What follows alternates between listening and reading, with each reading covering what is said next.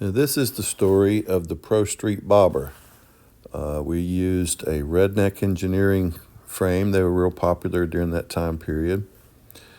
We all drove up to Liberty, South Carolina to get this from Vince and the guys at Redneck Engineering. Some photos that we took inside their facility. All these are frames and rollers. They're getting ready to get out the door. They were all very, very nice to us and showed us around. It's one of Vince's personal bikes. He showed us his collection of cars and bikes he had there.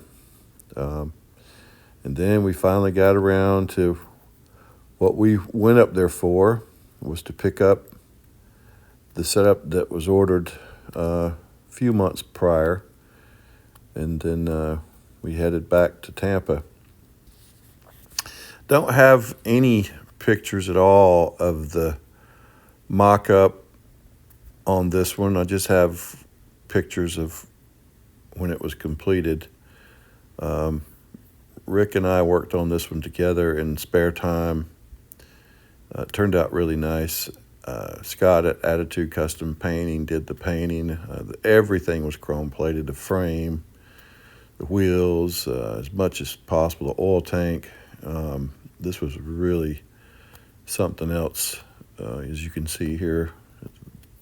Really sleek lines.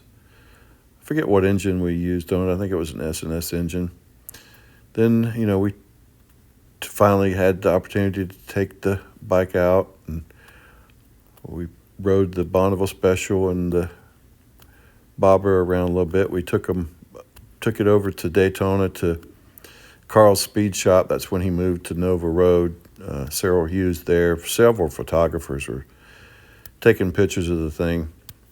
It really made a big hit there. Both Rick and myself won some awards at that show in Daytona. I think this was the fall. There's Ironworks magazine got talking to it. But there's Mr. Carl and his wife handing an award out to Rick for his bike, and they also handed an award out to me for my little Bone Shaker bike. I took the little Bone Shaker over there to that event. And then at some point in the future, that the frame broke on this bike while the owner was riding it down the road. And it could have been ugly. But then the whole thing had to be pulled apart and disassembled. And so it was just completely rebuilt, started from scratch, repaired the frame properly, moved the battery to a different location. They had it underneath the bike. It was totally inaccessible. So that was moved. The bike was repainted. Same engine and drivetrain, all that was reused. It was rewired.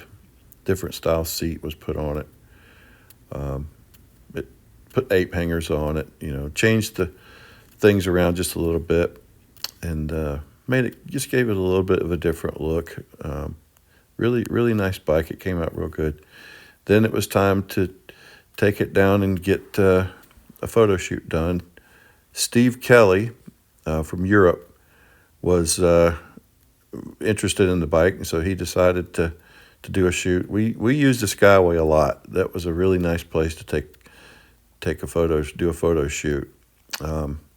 But there it is. That was it. I don't think it ever made it into any publications. I'm not able to find anywhere. If it did, it did. If it didn't, either way. But there's the story of the Pro Street Bobber. I'm Steve Carr. Thanks for watching, and I'll talk to you later.